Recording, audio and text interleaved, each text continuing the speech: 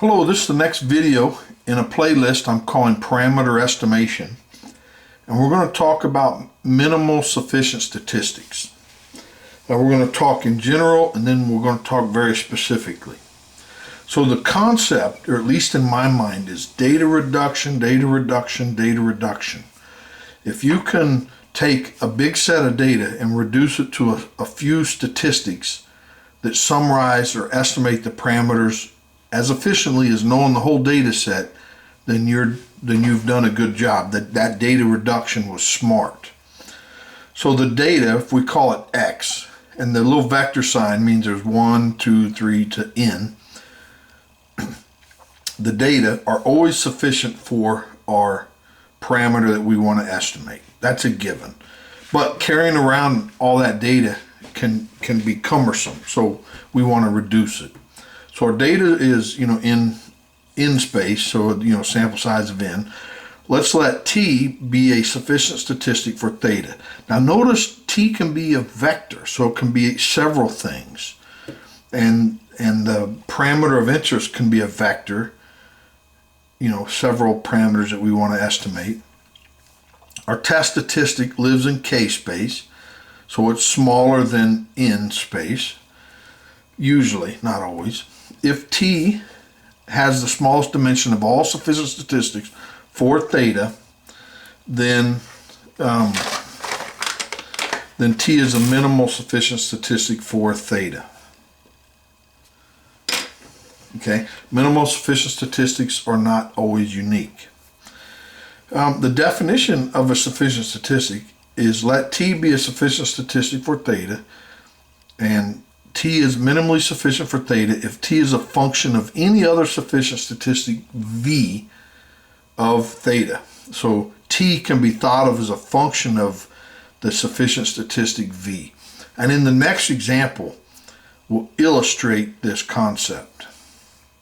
So this is an example from a previous video where x was uniform 0 to theta, and we showed that t1, which consists of the first order statistic and the nth order statistic, so the minimum of our sample and the maximum of our sample, is sufficient for theta. We proved that. We also showed that the statistic t2, which is just the nth order statistic or the maximum of our sample size, is also sufficient for theta. Now, since you can't go less than one dimension, or a real number, t is minimally sufficient for theta. And note that t2 is actually a function of t1, right? So if the function just grabs this last component, then t2 is a function of t1. Now this isn't a proof, just an illustration. But I have a line here, which I actually just added. I created this presentation maybe a week or two ago, and I wanted to add this. Okay, so this piece in here we'll come back to in a second. Okay, so this was added later. Now let's let x and y be in our sample space, and let's let t1 of x equal to t1 of y. Okay, so what just happened? We take a sample of size n and we look at it. And then y, we take another sample of size n and we look at it. And then we calculate t1 of x and t1 of y. Remember, that is the minimum and the maximum, right? So if these two equal, doesn't that imply that t2 of x is equal to t2 of y, right? We're just grabbing that second component here and grabbing the second component there, right? So if these two statistics equal, then they have to equal, okay? Now that's actually an important concept. If some of you are going, well, yeah, duh, well, then that's actually great, because when I make a statement in the proof of a theorem on the next page, it has to deal with this, that if these statistics equal implies that these equal, then we know that T2 is a minimally sufficient statistic. Okay, so that's it with the example. Now back to the part that I skipped. There are two ways to prove that a statistic is minimally sufficient for theta.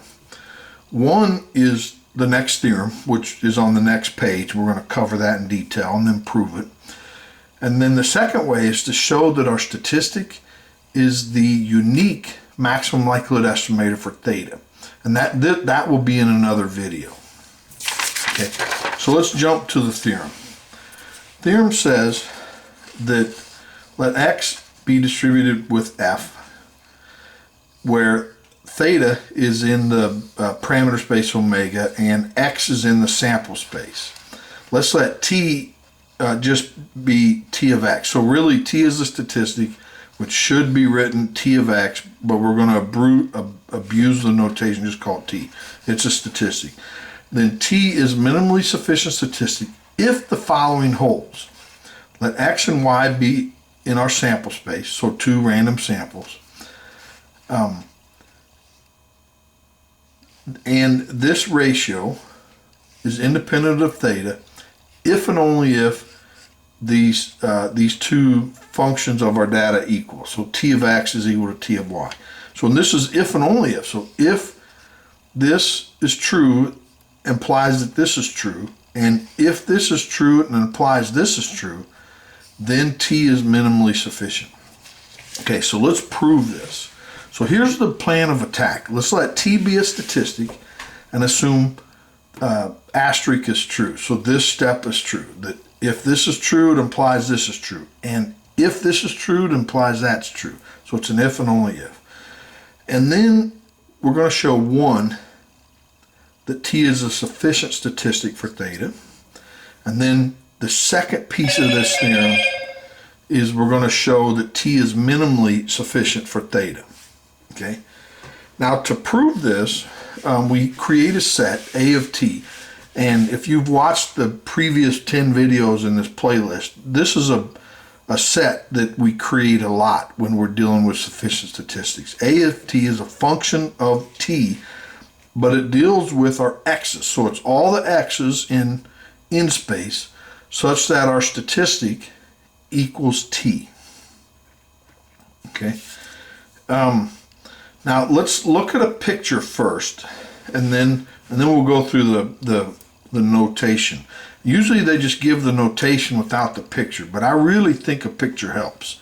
So A of t. So let's let t be, say, t1 right here. So this is our sample space, and then our sufficient statistic takes data from here and plugs it over here. So here's a value t1 in this space. Now there's going to be several samples. You know, if we take a sample size n and it equals t1, then it belongs in here. But we could just actually rearrange that sample, which also belongs in here, and we're going to get t1. So all the data, all the possible samples that when we put it through t, we get t1, those belong here. And x of t2 are all the possible samples that when we run it through our sufficient statistic t, we get t2, right? So if this value is t, say ty, so you know, whatever it is, it's ty, then over here is a of ty. It's all the possible samples that when we run it through t, then we get this value right there. Okay, so what we just said was we're going to let x, you note that x of t1 is in a of t1, right? So this data, or this sample, lives in here. X of t2 lives in a2, this one here. So x of t of y, which lives in a of t of y. So it lives in here. Now we're assuming that t of y and t of x of t of y are equal. Okay, so what that means though, but it can be a little confusing. In here, there's lots of different possible samples that we can take that equals this value. Now, one of the possible samples we'll call y. That's this. So when we take t, we get this, and that's one of those duh moments. Yeah, that's the way we defined it. But there's also other possible samples in here that when we put it through t, we get this value. And that's what this represents. This represents just another sample in here that when we run it through t, we get that value, which is this. So we're going to assume these are true, right? And this is by definition of the proof, right? We assume this is true, and then we're going to prove that it's minimally sufficient. So then we assume this is true. Okay. So what we just said was that f of y of theta, and then we multiply that over and we get this. But all the x's, that make this true live in here, right? So those are really functions of, so x of t of y. So those x's is what notationally we're calling this. And that x is also x of t of y. Well, now we're finished, right? This is a function of t of y and theta, and this is just a function of the data, y, right? So by the Fisher-Neyman factorization theorem, then t is sufficient, okay? Thus t is sufficient for theta. Now we need to show that it's minimally sufficient. Let V be any other sufficient statistic for theta. Then by the Fisher-Neyman factorization theorem, we can factor the density, or PMF, like this, where this is a function of our statistic and the parameter, and this is just a function of our data. Now let's let x and y be in our sample space, and that V of x and V of y equal. Okay. So now, since V is a sufficient statistic, we can factor the density like this, right? But we're assuming V of x and V of y equal. So let's just plug that in here. And then multiply by 1, right? So then this right here, because V is sufficient, right?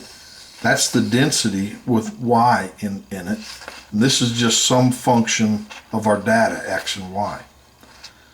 Well, by assumption, we assumed that this is true, and it implies that t of x and t of y are true. So by assumption, these are true, right? That's part of the theorem.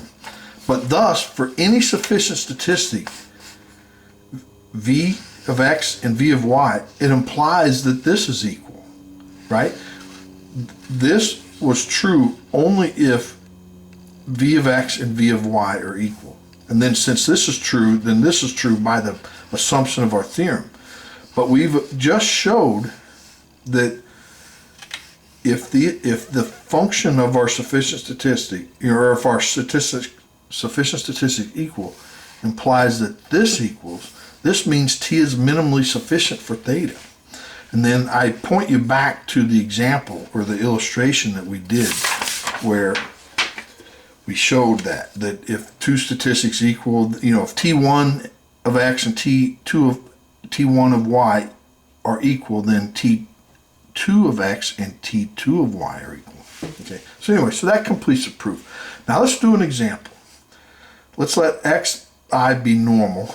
So then this is a joint density, and we can rewrite this to this step. So we multiply this out and then distribute the sum, and we get this. Okay.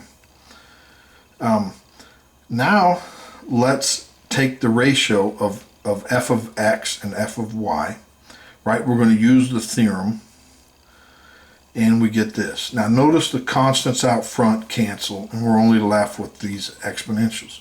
So we take this to the top, and then we have to negate each of the signs, and we factor it, right? So this can be factored, and we're left with this, and then this can be factored, and we're left with this. Now, for this to be independent of mu and theta, or sigma squared, right? That part of the theorem, this piece has to be 0 and this piece has to be 0. So that says that they have to equal. The sum of xi squared has to equal sum of yi squared. In the same way here. It must be true. So that implies that this statistic, the sum of the x's and the sum of the x squareds, is minimally sufficient for theta. And theta was mu and sigma squared. Okay, well, I'm running a little bit long and I'm going to stop it here. Hope you enjoyed it. I sure did. Please like the video and subscribe so you don't miss the next one. Thanks. Bye.